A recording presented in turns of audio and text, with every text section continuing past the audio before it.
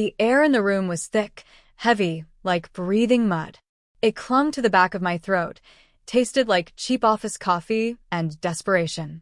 My hands, still soft and unused to anything heavier than a baby's weight, rested on the polished wood of the conference table.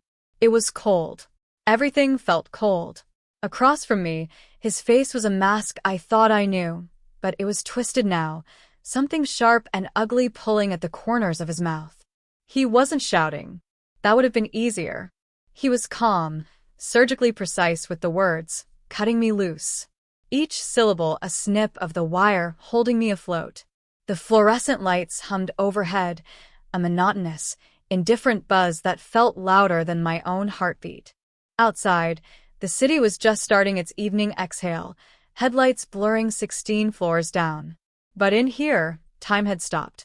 My world, just a few months ago filled with soft blankets and the sweet, milky scent of a new life, was collapsing into this sterile, silent space. He finished speaking, his eyes flat, devoid of the camaraderie, the shared late nights, the history. Just termination. Delivered like a package. My breath hitched. It wasn't just a job. It was everything. The foundation. And he just kicked it out from under me. Let me know where you're watching from and what time it is. And if you haven't already, please subscribe. It helps me more than you know. Before this happened, life felt like a well-oiled machine, humming along perfectly. There was a rhythm to it. Wake up early, commute through the pre-dawn hush of the city, arrive at the office while the air still held the chill of morning. My office. Not a corner suite, but mine. With a window looking out over the rooftops, a view that promised potential, movement, the future. I loved that job. I loved the energy of the company, the collaborative chaos, the feeling that we were building something real, something important. I was good at it. Not just good, I was vital. I managed the accounts that mattered, the clients who paid the bills, the relationships that kept the lights on. It wasn't just a paycheck, it was a part of who I was.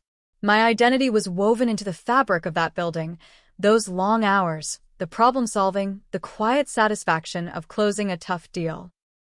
And then there was Mark, my husband.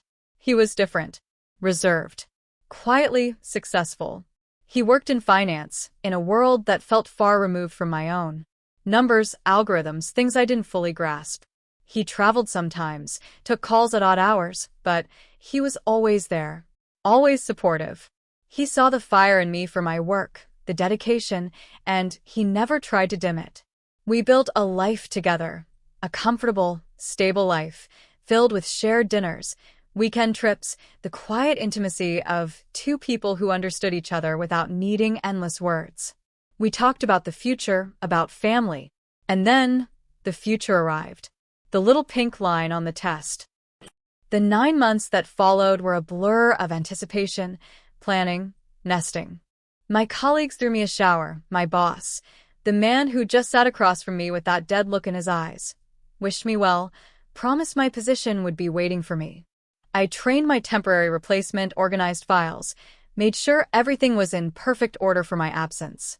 I wanted to make it easy for them, easy for myself to step back in seamlessly. The company felt like family. A demanding, sometimes frustrating family, but family nonetheless. And then she arrived. Our daughter. A tiny, perfect human who smelled of everything good in the world. Those first few weeks were a different kind of intensity. Sleepless nights, the steep learning curve of parenthood, the overwhelming love that made every sacrifice feel trivial. My career, my office, the spreadsheets and deadlines, they all faded into the background noise of burps and lullabies. I was in a bubble, a soft, warm, exhausting bubble, where the only metrics that mattered were ounces consumed and minutes slept. My maternity leave was scheduled for 6 months. 6 months to fully embrace this new chapter, to bond with my daughter, to adjust to being a mother. Around month 5, I started thinking about work again. The emails trickled in. My temporary replacement had questions. I answered them from my living room, balancing the laptop on my knees, my daughter asleep in the bassinet beside me. I felt a familiar pull, a readiness to re-engage. I missed the challenge. I missed the sense of contribution beyond the four walls of our home. I called my boss to confirm my return date, expressing my eagerness to jump back in. He was cordial. A little brief, maybe, but nothing alarming. The email arrived 2 weeks later. Not from him directly, but from HR. A formal request to meet. Not a welcome back meeting. Just a meeting. Something in my gut twisted. It was too formal. Too sudden. I called my boss's office. His assistant said he was unavailable. Would I please just attend the scheduled meeting? A cold dread began to pool in my stomach. Mark saw the look on my face. He held our daughter, swaying gently. "What is it?" he asked, his voice low. I told him about the email. He just nodded, his expression unreadable. "Just go," he said. "See what they say." So, I went. I dressed in my pre-maternity clothes that suddenly felt a little too loose, a little alien. The drive felt long. The office building loomed, familiar, and yet somehow threatening. I walked through the lobby, rode the elevator up. The air on my floor felt different. Tense. People avoided eye contact. My replacement was at my desk sorting through papers. She looked up, her face a mixture of pity and awkwardness. She didn't smile. And then I was in that room. The cold table, the humming lights, him across from me. And the words. They came tumbling out, justifications masked as restructuring. "We've decided to move in a different direction. Your role has been made redundant. Me. Who built half the client base from scratch. Who salvaged deals everyone else had given up on. Redundant. He talked about efficiency, about unforeseen market changes, about the need for a fresh perspective. The woman sitting at my desk, who barely knew where the coffee filters were kept. That was the fresh perspective. I sat there, stunned. The air was leaving my lungs in slow, painful bursts. My head swam. My daughter's face flashed before my eyes. How would we manage? How could they do this? After everything? After the years of loyalty, the results, the promises? It felt like a physical blow. A betrayal so deep it echoed in the silence of the room. I managed to ask why, my voice thin, barely a whisper. He rattled off more corporate speak, empty phrases that meant nothing. It wasn't about performance. It wasn't about restructuring. It was personal. It had to be. But why? I had been nothing but dedicated, successful. He stood up. "We'll have HR walk you through the severance package, severance." As if a few weeks' pay could make up for tearing my life apart. I didn't look at him. I couldn't. I felt a burning behind my eyes, a frantic energy building inside me. I walked out of the room, past my desk where the replacement was now pretending to be busy, past the colleagues who wouldn't meet my gaze, out of the building, into the indifferent city evening. The rhythm was broken. The machine had ground to a halt, spitting me out like faulty part. The first few days were a blur of tears and disbelief. I held my daughter, burying my face in her soft hair, her innocence a painful contrast to the ugliness I'd just experienced. How could I explain this to her someday? That her mother was disposable? Mark was quiet. He listened, he held me, but he didn't rage the way I expected him to. He asked questions about the process, about who was in the room, about the exact wording of the termination letter. He was analytical, calm, which somehow made me feel more alone in my storm of emotion. I tried to understand. Was it performance? No, my reviews had been excellent. Was it budget cuts? They were still hiring. Was it me? Was it because I'd had a baby? Because I was a woman who dared to step away and then expect her job to be waiting? The thought felt like a poison spreading through me. It was illegal, I knew that. Discrimination. But proving it felt like climbing a sheer cliff face with no equipment. I started looking for other jobs. It was humiliating. Updating my resume, crafting cover letters, pretending that leaving my last job after years of success was a strategic career move. Every rejection felt like another confirmation of the initial dismissal. The industry was small. Vispas trevet fast. Being fired, especially after maternity leave, carried a stigma, whether anyone admitted it or not. The phone didn't ring. My network, once so strong, felt distant, unresponsive. It was as if I had vanished. Mark continued to be supportive, but in his own way. He encouraged me to apply, offered to review my resume, but he also spent hours on his own calls, his own work, looking more stressed than usual. He'd pace the apartment, his voice low, talking about restructuring, leveraging assets, board dynamics. It sounded like his world, finance, but sometimes the words brushed against the edges of my own nightmare, hinting at something I couldn't grasp. I was too consumed by my own pain, my own fear, to pay close attention. The company didn't just fire me and disappear. They seemed determined to erase me. My name was removed from past projects on the website.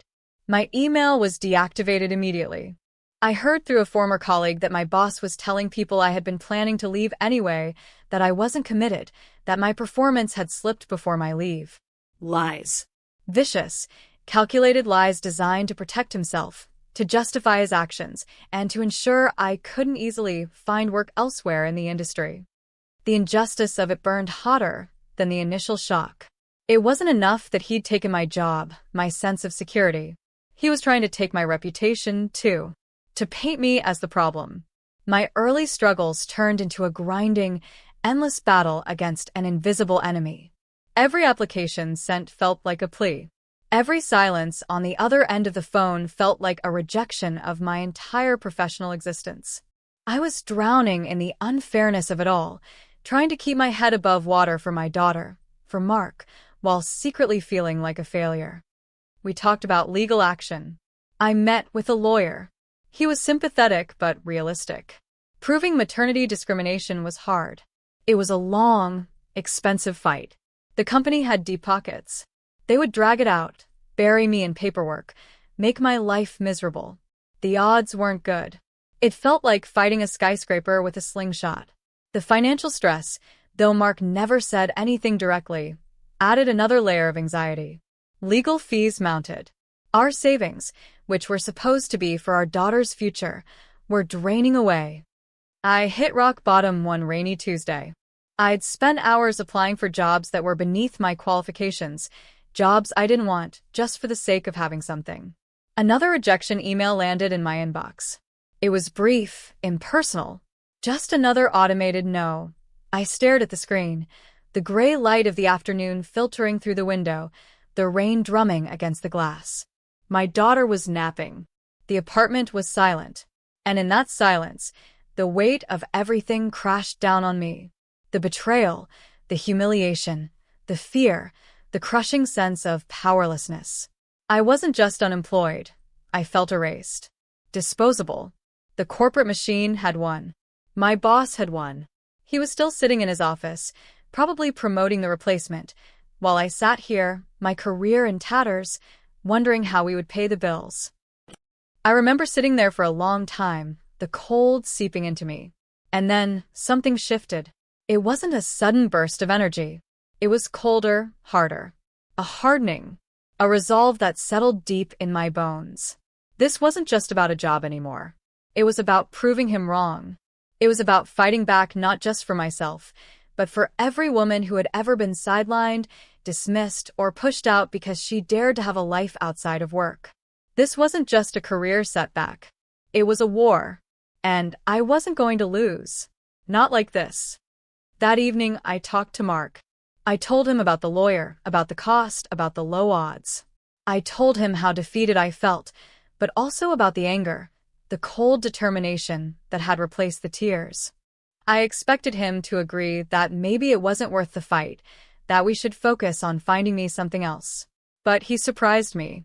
He listened intently, his usual calm demeanor holding steady. When I finished, he didn't immediately offer comfort or platitudes. He leaned forward, his eyes fixed on mine. "What do you want?" he asked. I paused. I hadn't articulated it yet. Just getting my job back felt like too little. Just a settlement felt like letting him off the hook. "I want him to pay," I said, the words coming out with a surprising force. "Not just money. I want him to understand what he did. I want him to face consequences. I want him to lose." Mark was silent for a moment, processing. Then he nodded slowly. "Okay," he said. Then we fight. But we fight smart. This was the turning point. The moment the fight became something different. It wasn't just my fight anymore. Mark wasn't just my supportive husband. He became my partner in strategy. He started asking even more specific questions about the company, about the board members, about the company's financial structure, its vulnerabilities. He looked at the situation like a chess game. He saw angles I didn't. He spoke in terms of leverage, of pressure points, of timing. He revealed, piece by piece, a different side of his work, a different layer to our life I hadn't fully seen. He wasn't just in finance, he was in investments. Large-scale investments. He talked about significant holdings in various companies. He asked me about internal politics, about who held power besides my boss, about the company's biggest challenges and weaknesses. I shared everything I knew, every frustration, every observation from my years there. It felt like downloading years of intel. The legal fight was still happening in the background, a slow, expensive grind, but our focus shifted. It wasn't about the lawsuit anymore. It was about something bigger. Mark spent hours on the phone, in hushed conversations I couldn't fully hear. He pored over documents late into the night. He became even more reserved, his energy directed entirely at this new, hidden battle. I felt a mix of fear and exhilaration. Fear of what he was doing, of the risks, and exhilaration that we were finally, actively fighting back, not just defending. The plot thickened. Mark's questions grew more pointed. He seemed to know things about the company that I didn't, insider details about its financial health, its future plans. He asked about specific contracts, specific people on the board of directors. It felt like he was assembling a complex puzzle, and my scattered pieces of information were just part of a much larger picture. I still didn't know the full extent of what he was doing, but I trusted him. I trusted the quiet intensity in his eyes. He told me to keep doing what the lawyer advised, to go through the motions of the potential lawsuit, but that it was likely not where the real battle would be won. Let them think that's the game we're playing, he said, a hint of something I'd never heard before in his voice, cold calculation. My deepening crisis wasn't a single event, but a long, drawn-out period of uncertainty and fear, layered on top of the initial shock and humiliation. The job market remained hostile. Money was tight. The legal process was a constant drain, emotionally and financially. Every piece of mail from the lawyers was a reminder of the ongoing fight, the uncertainty, the fact that my future felt suspended, dependent on external forces I couldn't control. My boss's lies were starting to have a real impact. I went on a few interviews, and the questions were subtly different. There was hesitation, a probing about my departure that went beyond normal curiosity. I could feel the invisible wall he was building around me in the industry. One potential employer, a man I'd known for years, was brutally honest. "Look," he said, his voice low, sympathetic. "I've heard things. Rumors about your performance, about your commitment after the baby. I don't believe them, but others do. Your former boss has a lot of pull. He's been active." My heart sank. It wasn't just about getting a new job anymore. It was about clearing my name, about dismantling the carefully constructed narrative of my failure that my boss was spreading. The crisis deepened. It felt like he was winning. He was moving on, thriving, while I was stuck, fighting shadows, my reputation being slowly poisoned. The legal fight was stalling. Their lawyers were aggressive, dismissive. They offered a pittance of a settlement, contingent on my signing a non-disclosure agreement that would prevent me from ever speaking about what happened, from ever clearing my name. It felt like a final insult. Accept the crumbs and disappear quietly. Be silenced. The lawyer advised me to consider it. The case was weak, he reiterated. Hard to prove intent. My heart ached with the unfairness of it all. Was this it? Had I fought for months, only to be forced into silence and obscurity? I went home and told Mark about the offer. He was quiet for a long time. He was holding our daughter, feeding her a bottle, his eyes distant. The room was filled with the soft gurgles of the baby, the quiet ticking of the clock on the wall. The air felt thick with unspoken tension. He finished feeding her, burped her gently, placed her in her crib. Then he turned to me. His face was hard, determined. There was a look in his eyes I hadn't seen before, not even when he was talking about his complex financial deals. It was focused, sharp, utterly resolved. "Don't take it," he said, his voice barely a whisper, but firm, absolute. "Don't sign anything. Don't disappear. It's time. Time for what?" He walked over to his desk, opened a locked drawer, and pulled out a thick file. He laid it on the coffee table between us. Inside were documents.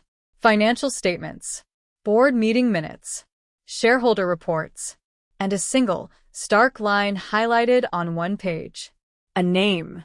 His name. And a number next to it. A very, very large number. Percentage of ownership. He looked at me, finally revealing the hidden core of his strategy. "I didn't want to tell you until everything was in place," he said. "I wanted it to be a done deal. After you were fired, I started looking, not just at the company's finances, but at its ownership structure, at who held the real power. Your boss, he's just an executive, a high-level employee. He answers to the board, and the board answers to the shareholders. The largest shareholders." He paused, letting the weight of his words settle. "A few years ago, sensing some instability in their sector, I started acquiring shares. Quietly, through different entities. No one knew it was me. It was a long-term play, an investment I believed in." He gestured to the highlighted line. "When this happened to you, when he fired you, and then started spreading those lies, it changed things. This wasn't just a bad investment decision anymore. It became personal. He attacked my family. He attacked you. I decided to accelerate my timeline. I've been working behind the scenes, consolidating power, talking to other key shareholders who were unhappy with the current leadership, with your boss's performance and ethics, preparing for a change." The file wasn't just papers. It was a weapon, and he had been sharpening it in secret for months. The turning point wasn't just my decision to fight. It was his quiet, calculated preparation to enable a victory on a scale I couldn't have imagined. I stared at the documents, at his name, at the massive percentage of ownership. It wasn't just an investment. It was control. He didn't just own shares. He owned a significant chunk of the company. Enough to matter. Enough to challenge. Enough to dictate terms. Enough to remove an executive. He explained the plan. He had called a special board meeting. He was leveraging his position as the largest investor to force a vote on leadership. He had already secured the support of other major shareholders who were tired of my boss's erratic behavior, his poor management decisions that had been masked by my department's previous successes. The timing of my firing, the blatant unfairness of it, had simply given him the final piece of leverage he needed to galvanize the board. The meeting was scheduled for the next morning. He wanted me there. Not just outside, waiting, but inside the room. As a presentation. He wanted the board to see the human cost of their executives' actions. He wanted my boss to see me, standing there, as the architect of his downfall. The fear was still there, a cold knot in my stomach, but it was mixed now with a thrilling, terrifying sense of purpose. I wasn't going back to beg for my job. I was going back to witness justice. To watch the man who had tried to destroy me face the consequences he so richly deserved. The day of the meeting dawned gray and cold, just like the day I was fired. I dressed carefully, not in interview clothes, not in my old office attire, but in something powerful, something that felt like armor. Mark and I rode the elevator up in silence, the tension humming between us. We walked through the familiar hallway, the one I had walked down in shame months before. The air still felt tense, but this time, it felt different. It felt like anticipation. The boardroom was large, imposing. The same cold table. The same humming lights. My boss was there, sitting at the table with the board members. He saw me walk in with Mark, and his face went white. Utterly, completely white. He hadn't known. He had no idea that my quiet, reserved husband was this Mark. The Mark who owned a significant portion of the company he managed. The man whose approval he needed to keep his job. The realization hit him like a physical blow. His eyes darted between me and Mark, then back to the board members, his arrogance dissolving into raw panic. Mark didn't say much at first. He introduced himself to the board, his voice calm and measured, stating his position as the largest shareholder. He presented the case, not just about my firing, but about my boss's overall performance, his questionable decisions, his divisive leadership style. He had built a meticulous case, backed by data, reports, and testimonies from other employees who had been mistreated or driven out. He spoke about the value I had brought to the company, the clients I had managed, the revenue I had generated. He contrasted that with the executive's decision to terminate me, especially in the manner he did, and the subsequent actions he took to damage my reputation. And then it was my turn. I stood there facing the board, facing him. I didn't need to shout or plead. I spoke about the day I was fired, the lies he spread, the impact it had on me, on my family, on my ability to find work. I spoke not just as a former employee, but as a woman, a mother who had been penalized for having a life outside of work, for daring to take maternity leave. I looked him directly in the eye as I spoke. His face was a mask of fear, his usual smirking confidence completely gone. He looked small, pathetic. The board listened. They asked questions.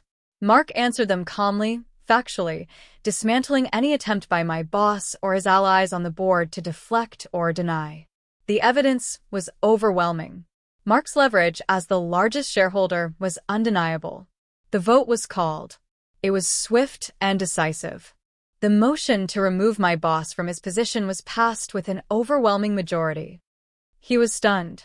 He just sat there, his mouth slightly open, his eyes wide, watching his career, his power, evaporate in front of him. He hadn't seen it coming. He had been so focused on pushing me out, on protecting his own small corner of the world, that he had completely missed the giant standing behind me. He had fired the wife of the man who could fire him. He had tried to ruin the reputation of the woman whose husband controlled his fate. The plot twist wasn't just that Mark was an investor. It was that he was the investor, waiting for the perfect moment, given to him by my boss's own malice, to exert his power. He stood up slowly, gathering his things with trembling hands. He didn't look at me. He didn't look at Mark. He walked out of the room, the silence he left behind feeling heavier than any noise. The air in the room shifted. The tension eased, replaced by a different kind of energy, the quiet hum of a new order. The board members turned to Mark, to me. The conversation shifted to the future, to finding new leadership, to restoring the company's reputation. And what did I want? Mark asked me later, as we walked out of the building, the city lights twinkling below. The victory felt strange. Satisfying, yes. Coldly satisfying. But it didn't magically erase the months of pain, the fear, the humiliation. It was vindication, not salvation. My name was cleared. His was ruined. That was justice of a sort. But the company felt tainted now. My passion for it had been extinguished by his actions. Going back to my old job, even with him gone, felt like trying to wear a coat that no longer fit. I didn't want my old job back. Not really. The corporate world suddenly felt smaller. The politics, the backstabbing, the constant fight for position, it all seemed less important after what I had been through, after seeing the real power dynamics at play, the way people could be so casually cruel. I had fought not for the job itself, but for my dignity, my reputation, my right not to be discarded.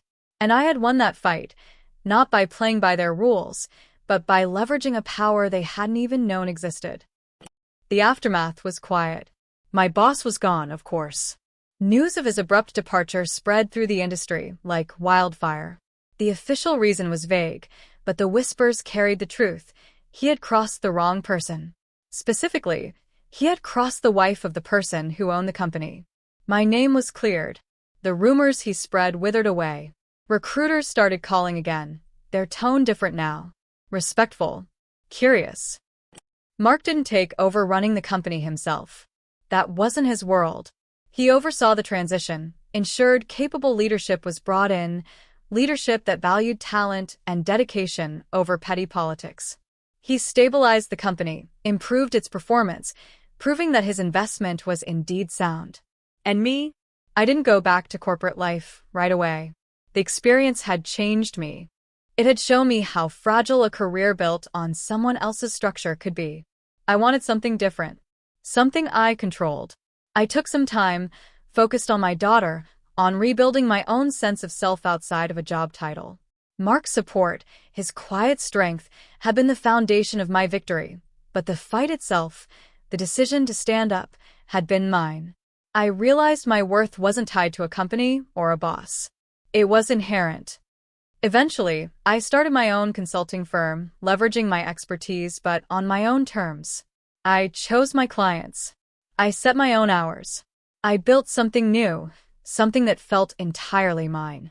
The bitterness of the betrayal lingered, a scar on my professional history, but the cold satisfaction of the victory, of seeing the architect of my pain face the consequences of his actions, was a powerful balm.